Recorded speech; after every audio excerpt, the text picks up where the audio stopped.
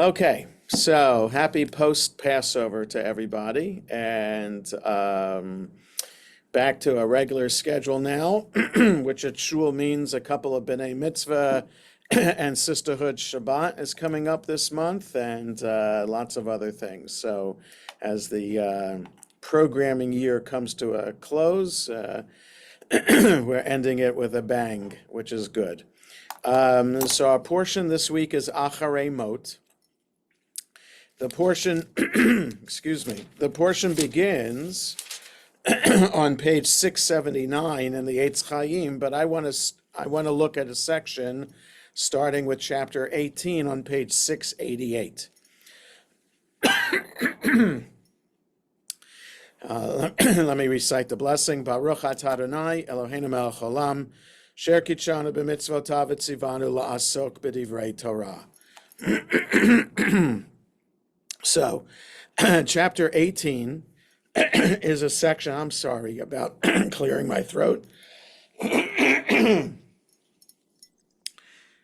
Is 18. the recording on? I just can't tell. Usually, It is. often It is, okay. yes. Yeah. Obviously, this is not a professional recording because I would have muted everything about clearing my throat and everything like that. So I apologize for people watching and for being live and clearing my throat like that. Chapter 18 in this portion happens to be the section that is traditionally read on Yom Kippur afternoon. So chapter 16, the beginning of this week's portion, is what is read on Yom Kippur morning. So chapter 16 is a description of the ritual related to Yom Kippur, and the ritual of designating two goats, one that would be sent into the wilderness, what's called Azazel, and one that would be sacrificed in the Mishkan and later in the temple, both goats representing the sins of the entire community of Israel, and that by sacrificing them and sending them off to the wilderness, we are physically trying to get rid of our sins. So because it's the ritual that happened on Yom Kippur, it makes sense that even though perhaps, no, not perhaps, definitely it is archaic and perhaps not relevant today, the ritual itself, it's still what is read in all traditional synagogues on Yom Kippur. However, Yom Kippur afternoon, which does have a Torah reading, the traditional selection is chapter 18. We'll look through it and then talk about why this was particularly chosen out of anything to be read Yom Kippur afternoon. So just to remember, of course, Yom Kippur, arguably the holiest day in the Jewish calendar, a day in which there is no family ritual, nothing done at home. It's a day meant to be spent in synagogue all day, praying, asking God for forgiveness, right? The tradition is for everyone in synagogue attending service to wear white as a symbol of purity, the symbol of trying to rid ourselves of sin that is dirty, that is not white, and trying to get to a place in which we are entirely pure. You would imagine then that not only would the prayers of the Machzor be inspirational and motivational in that idea, but also that the Torah readings would be inspirational too. So let's look at chapter 18 and see whether it's inspirational or not, and what it's about. So again, we're on page 688. Vayidaber Adonai el Moshe lemor. God spoke to Moses, saying, Daber el bnei Yisrael, va'amarta aleihem ani Adonai Elohechem. Speak to the people of Israel and say to them, I am God your God. Kima'asei eretz Mitzrayim, asher yeshaftem ba, lo ta'asu, uchima'asei eretz Canaan, asher ani mevi etchem shama, lo ta'asu, uvechukotehem lo telechu. So, like the ways of the land of Egypt where you lived, don't do. So don't act in the way that the Egyptians act. That's where you used to live. And the actions of the land of Canaan, where I'm bringing you to, there, don't do. So in other words, don't act like Egyptians where you used to live, and don't act like Canaanites where you're about to go to, and uvechukotehem lo telechu, don't follow their laws. Okay? Et mishpatai ta'asu, ve'et chukotai tishmeru, lalechet bahem, ani Adonai Elohechem. My laws you should do, my laws you should follow or observe, to walk in their way. That is so. In other words, the word for halacha, the word for Jewish law is halacha, meaning to walk. So another form of the word is lalechet, to walk.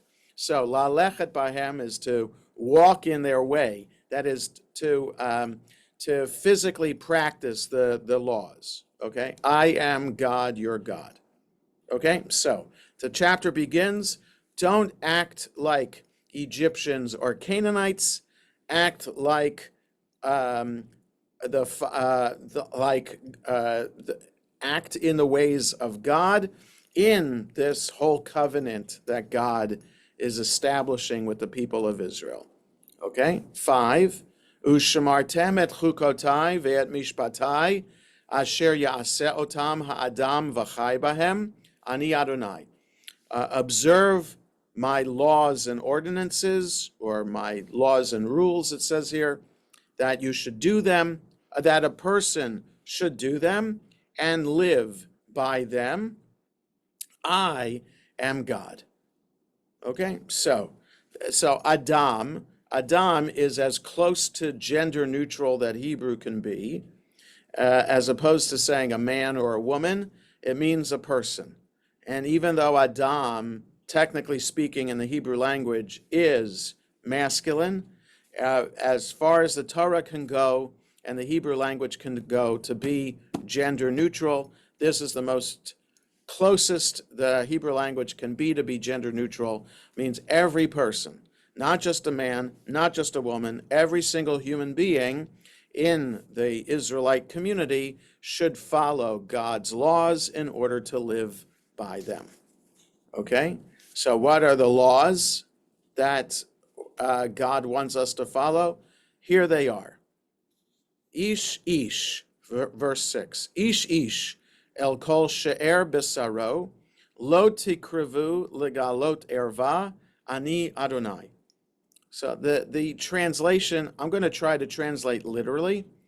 Every person should not come close to someone that he's related to. So it says to come near to his own flesh. So the word she'er, el kol she'er bisaro means his flesh.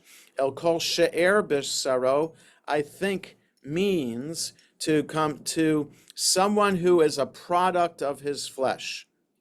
So a relative, a close blood relative. Any person shall not come close to his relative. Close in what way? Legalot erva. To uncover. Erva is understood here as nakedness. But it's nakedness, it is, erva is more of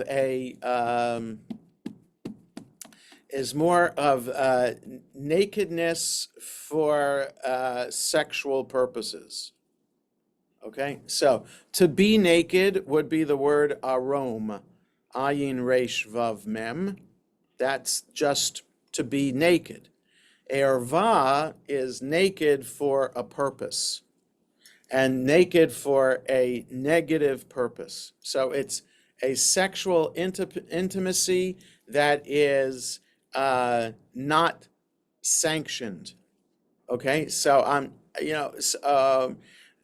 so in other words, one of the blessings that's said under the chuppah, the blessing over the first cup of wine is this word, arayot. The plural of erva would be arayot, ayin resh yud vav taf. Okay, just the way the word is structured, that's the plural. So it's a blessing that we say under the chuppah to ensure that when the couple will engage in intimacy, that they will do so in a holy, pure, loving way. Okay, that's the blessing over the first cup of wine. So the erva here, what I'm getting at is not simply.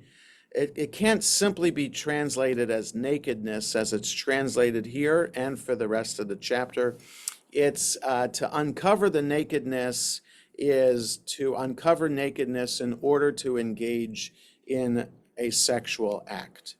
So the verse 6 is saying, every person, all people shall not engage in a sexual act with a relative, meaning outside of your spouse. Okay, so who are the relatives? Verse 7 starts the list. Ervat avicha ve'ervat imcha lo tegale, imcha hi lo tegale ervata.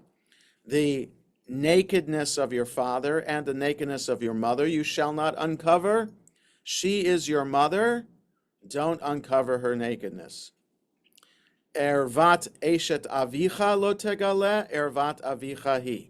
The nakedness of your father's wife, that is your stepmother, or just maybe she's not your stepmother, it's just your father's wife. You should not uncover. It is your father's nakedness.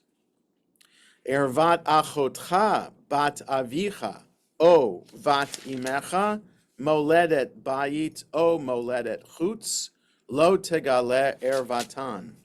The nakedness of your sister, who is the daughter of your father or the daughter of your mother. So it doesn't matter whether she's a full sister or a half sister, and it doesn't matter how she's your half sister. If she's your half sister by your mother or a half sister by your father, like the Brady Bunch, okay? Those brothers and sisters are, according to verse 9, are brothers and sisters like this. Whether they were born in your house or born outside of your house, do not uncover their nakedness. Okay, so half brothers and siblings are off limits. 10. Ervat bat bincha ovat bitcha lo tegale ervatan ki ervatcha hena. The nakedness of the daughter of your son or the daughter of your daughter, do not uncover their nakedness because they are your nakedness. Okay, so the daughter of your son or the daughter of your daughter is also you, and you cannot have a relation with them. 11. Ervat bat eshet avicha moledet avicha achotcha hi lo tegale ervata. Not sure why 11 is here, because we had 9. The nakedness of the daughter of your father's wife, who was born to your father's household, she is your sister. Do not uncover her nakedness. So is that a different person than verse 9? 11. Bat eshet avicha.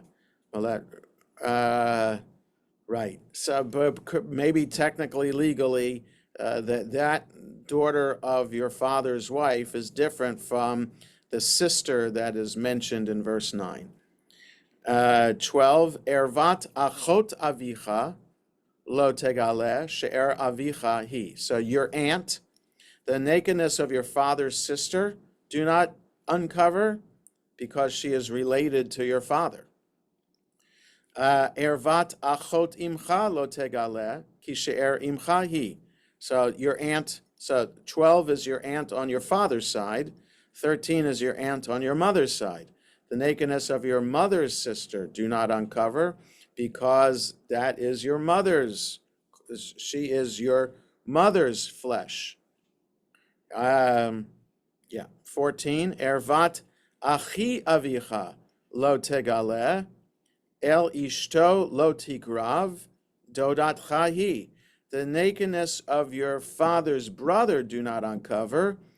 To his wife do not come close. She is your aunt. Okay, so the wife of your uncle is your aunt, and you cannot have sexual intimacy with her. 15, Ervat kalatcha lo tegale, eshet binchahi lo tegale ervata. The nakedness of your daughter-in-law do not uncover. She is the wife of your son. Do not uncover her nakedness. Ervat eshet achicha lo tegale, ervat achicha hi. The nakedness of your brother's wife do not uncover. It is your brother's nakedness. 17, Ervat isha uvita lo tegale et bat bina ve'et bat bita lo tikach legalot ervata sha'arahena zimahi. Okay? The nakedness of a woman and her daughter do not uncover. So is this meaning at the same time? I'm not sure. The daughter of her daughter and the daughter of her son and the daughter of her daughter don't take to uncover their nakedness. They are kindred. It is depravity. So there's no comment about verse 17. Do not uncover the nakedness of a woman and her daughter, nor shall you marry her son's daughter or her daughter's daughter and uncover her nakedness. So I'm not sure exactly what this is preventing. So a woman and her daughter, nor shall you marry her son's daughter. So her granddaughter. So a woman and her daughter or her granddaughter. Okay. 18. Ve'isha el achota lo tikach litzror legalot ervata aleha bechayeha. So you cannot marry a woman and her sister do not take as a rival. In other words, you're allowed to have more than one wife. Do not have two sisters as two wives. You can, while in their lifetime. So while both are alive, you cannot be married to two sisters at the same time. It's just that is considered erva, this kind of nakedness that is an intimacy that is forbidden. 19. Ve'el isha benidat tumata lo tikrav legalot ervata. And a woman during her monthly menstrual cycle do not come close to in order to uncover her nakedness. Okay, so that is the erva of the woman that you're married to would be an erva, this abomination, this sin, when it's her time of the month.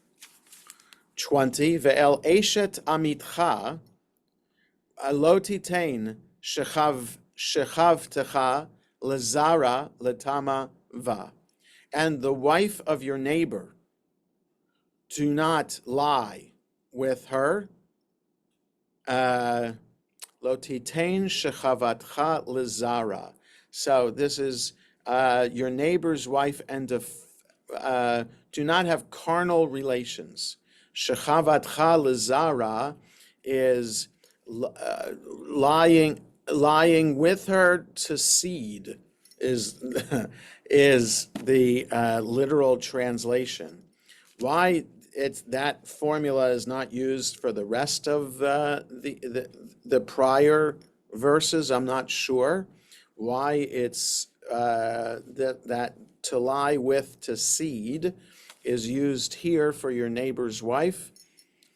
Not sure. And again, there is no commentary on this.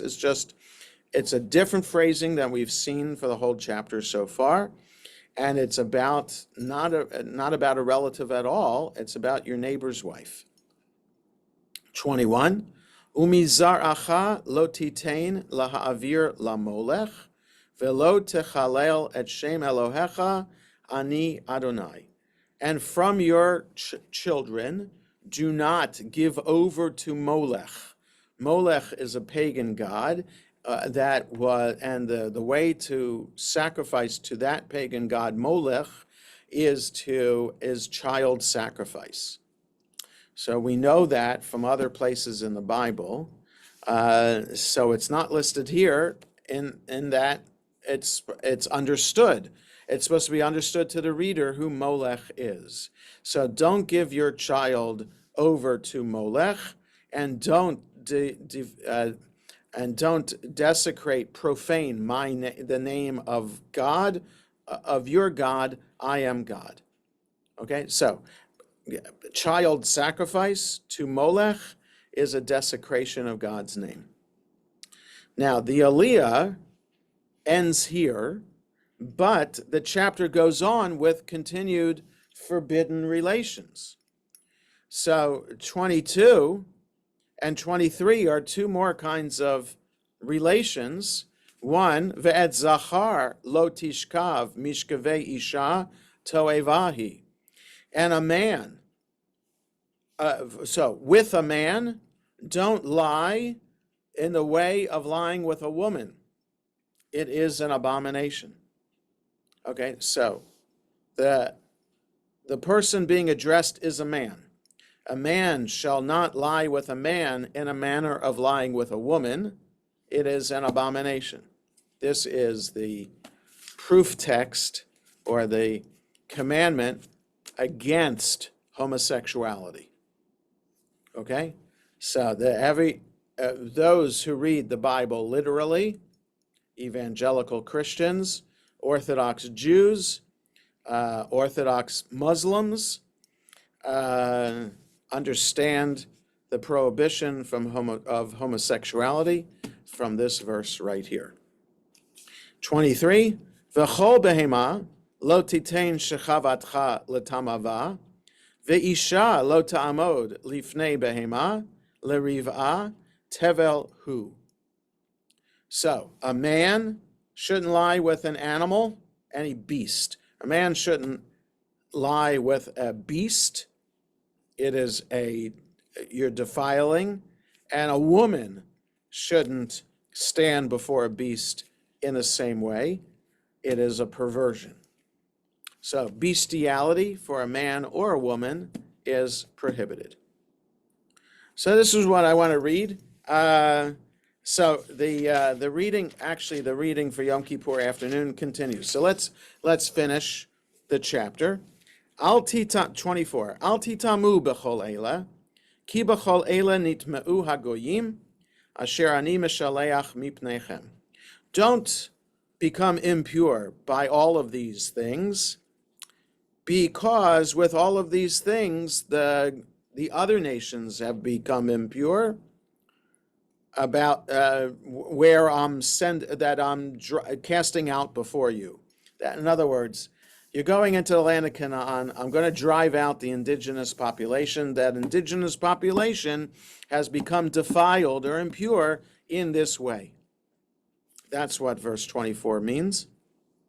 25, Vatitma haaretz, va'efkod avona aleha, V'ataki haaretz et yoshveha, and the land became impure. So through these actions, these sexual prohibitions that these other nations engaged in, not only did they become impure, they made the land impure, and I called it account on account of the sin, and I will make the land vomit out its inhabitants. So the land spewed out its inhabitants. So it's more than spewing out in the vomiting. That's what that means. So giving a very kind of physical picture to the people, the indigenous pagan nations are being driven out of the land, the land of Canaan, the land of Israel, in this very forceful, disgusting way, reflective of the disgusting activities that they were engaged in. 26, Ushmartem atem et chukotai v'et mishpatai v'lo ta'asu mikol ha'toivot ha'eleh ha'ezrach v'hager hagar b'tochachem. And guard yourselves, you should observe my laws and ordinances. Don't do these abominable things, both the citizen of and the resident alien who lives among you. So not just Israelite, but any resident alien living with the Israelites have to follow these laws. So this applies to all the Torah, but specifically this chapter, these sexual laws have to be followed by Israelite and those living with the Israelites. 27, Ki et kol hatoivot ha'el asu anshe haaretz asher lifnechem vatitma haaretz. Because all these abominations the men of the land did who are before you, and made the land impure. 28, V'lo taki haaretz etchem betama achem ota ka'asher ka'a et hagoy asher lifnechem. And the land won't vomit you out when you so let not the land spew you out for defiling it, as it spewed out the nation that came before you. Right? Okay. So the Hebrew was a little bit awkward, but don't act in a way that will cause the land to spew you out too. Okay? So don't follow these sexual don't transgress these sexual prohibitions so that you don't get spit out from the land. 29, Ki kol asher ya'aseh mikol ha'toivot ha'eleh v'nichretu ha'nefashot ha'osot mikerev ha'amam. Because if anybody does any of these abominations, you don't have to do all of them in order to be kicked out. Just do one. Anyone who does any one of these, they will be cut off from among you. In other words, you'll be excommunicated. The nichretu, to be cut off, to be excised, could be a literal excommunication, or it could be death by God. So the nichretu is a very severe punishment. It's not being considered part of the community anymore, whether it is physically being kicked out, excommunicated, or even executed by God. 30, Ushmartem et mishmarti, levilti asot mechukot hatoevot asher naasu lifnechem, velo titamu vahem ani Adonai Elohechem. And observe my ordinances, or observe my observance, you shall keep my charge, it says here, verse 30 on page 692. Make sure you don't do these abominable things, which those before you did, and don't defile yourselves. I am the God, your God.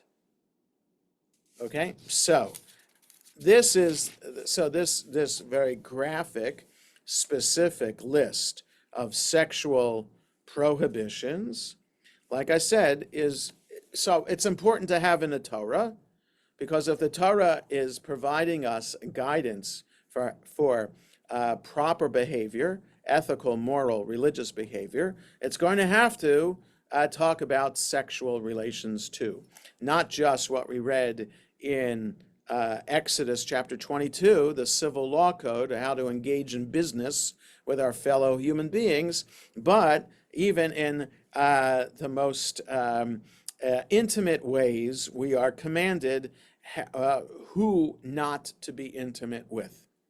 So, so the fact that it's here shouldn't be surprising. It's important that it's here. Okay? Why it's in the book of Leviticus? Because this isn't about just Kohanim not doing this. This is about the whole community doing this. It's interesting also because of what comes next. Next week's portion, Kedoshim, talks about positive things we're supposed to do to be holy. So this chapter could go with next week's portion in terms of here are things not to do in order to be holy, and then Kedoshim talks about things to do in a positive way to be holy, things to refrain from to be holy, things to do to be holy. So it all comes. So Leviticus isn't just about the ordinances of the Kohen community, but it's also broadens itself to focus on the entire community of Israel. And this is, so we've had the previous week's portions talked about the things that flow from the body and the skin rashes. So that applies to everybody too. So these are things that make us ritually impure. So the fact that that a lot of times in a lot of these verses, the root tet mem aleph is used, it's impurity or defilement. That's more of a Leviticus kind of word, as opposed to other books of the Torah that talk about to be just follow my laws, right? Without a sense of whether there's a religious purity attached to it or not. Okay, so Leviticus adds that sense. Why are we following the laws? In order to be pure, in order to be holy. Okay, so that's one thing I wanted to say about this list. The other is to talk a little bit about why it's read on Yom Kippur. Right? Why would we need to read a list of sexual prohibitions on Yom Kippur afternoon when we're hungry, physically weak? Why would we even be thinking about this? So why would it be something that the rabbis think, oh yeah, let's choose this section because this has the most to do with the topic of Yom Kippur? So the easiest answer that has been explained by the rabbis for choosing this, so it's been part of the service for over 1,500 years, is that one thing, by refraining from eating on Yom Kippur, we are connecting to that basic human instinct of, in order to survive, you need to eat and drink, just like you need to breathe in order to survive. So it's a basic instinct for all human beings, because we are animals, we are creatures that need to function. So we need food and water in order to survive. The fact that on Yom Kippur we are rising above our basic animal instinct and to engage in a day of soul searching, which only a human being can do. Animals don't do that. They don't have the capacity to do that. By fasting, we are rising above our animal instinct. So, another animal instinct is the sexual drive, and it's been explained by the rabbis that should be something we should have control over too, right? In the animal kingdom, there's a certain season of the year when animals mate, and without any hesitation, they do it. And because it's the season and because it's their basic animal drive. What the rabbis are suggesting that Yom Kippur helps us with is to help us understand we are not animals.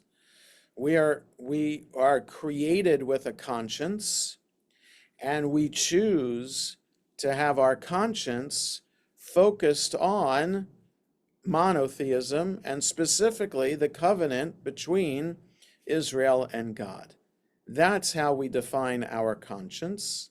And our conscience, then, we choose, because we are part of the covenant with God, we choose to rise above our basic animal instinct to create a personality, a character, that, and by extension, if each individual does this, the whole community does this, that is a holy community. So we choose, even with our basic animal instincts, to rise above them and make choices about them that will be holy. So we don't just eat and drink whatever we want. We have a list of animals, birds, and fish that we eat and we do not eat. So that when we eat, a basic animal instinct, we are choosing to eat in a way that will make us holy. So when we choose a sexual partner, a lifelong sexual partner, the fact that we have a lifelong partner is a choice. That is, there are some animals and birds that do have lifelong partners, so it doesn't really distinguish us from the rest of the animal kingdom. But the fact that we are monogamous and who we are monogamous with is a choice that we make that is different from other creatures, and therefore that choice becomes holy and pure too. So the fact that I had to take 5 minutes to explain this means that it still gets to the question, couldn't there be something that the rabbis could have chosen from the Torah to read on Yom Kippur afternoon that wouldn't require a 5-minute explanation as to why it's chosen? Shouldn't it be something more obvious that talks about ethical and moral behavior? So that's why our machzor offers not only the machzor that we use now, the Lev Shalem, but the machzor we used previously for a number of years, the silver one, the what's called the Harlow machzor, offers an alternative for Yom Kippur afternoons. So what we do in our congregation is alternate between this chapter on Yom Kippur afternoon and the next chapter in the Torah, chapter 19, which is or begins on page 693, the beginning of the portion Kedoshim, which talks about how to be holy in a positive way. What are the religious attitudes? What are the behaviors that we should choose in order to be considered holy, including the line, love your neighbor as you would be loved.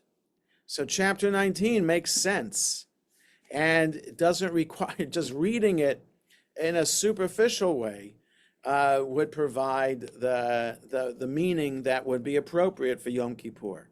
This chapter requires lengthy interpretation and discussion in order to see the connection with Yom Kippur. So that's why moderns in the non-Orthodox world choose a different selection for Yom Kippur afternoon.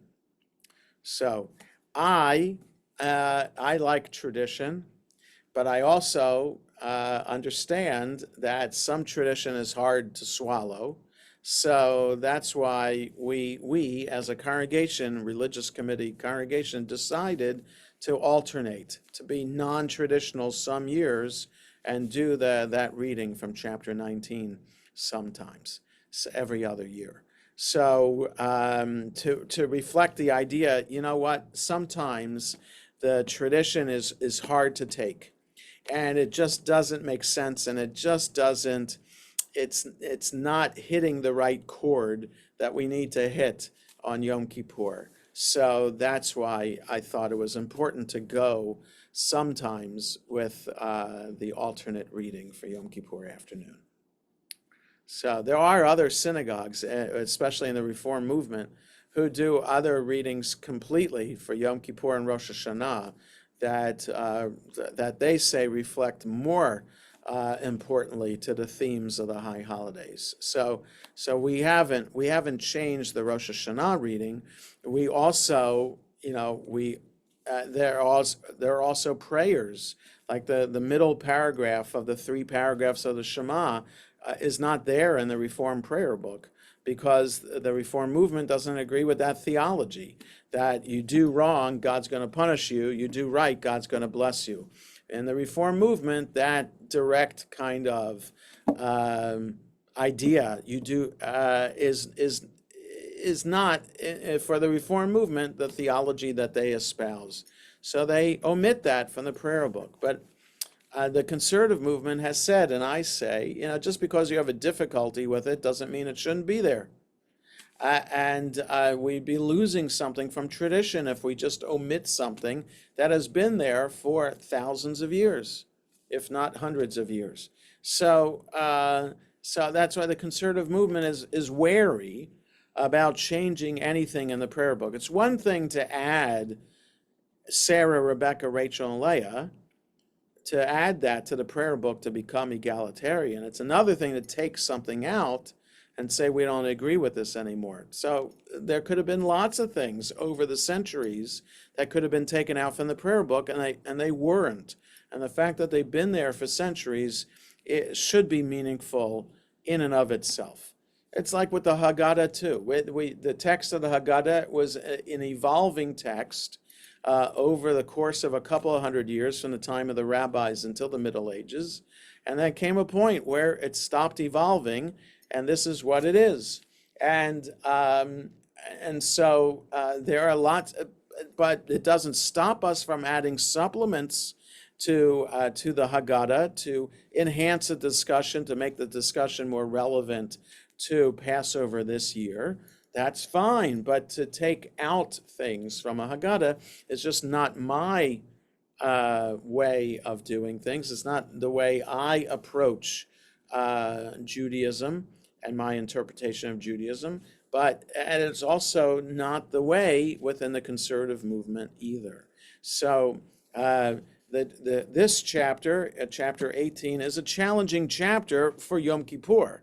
It's not challenging to be here. It's important as a chapter to teach about sexual morality and religious sexual behavior. That's important to do because every aspect of our life, from animal instinct to choice to other higher choices that only human beings make, should be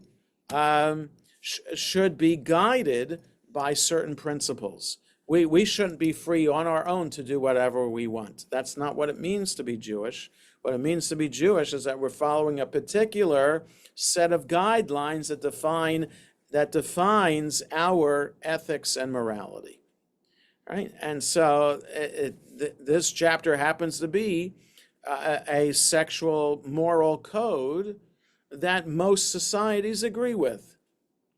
Now, there are some other communities, pockets in the world, like in the pharaohs of Egypt, who would marry their sisters, right? So in ancient Egyptian culture, this did happen. pharaohs marrying their sisters. But then you know what happens with the product of that kind of relationship, an incestuous relationship. There could be the DNA creating a child that with severe birth defects as a result. Now, that's not to say why these sexual prohibitions are here in order to prevent birth defects. No, the sexual prohibitions are here because God says so.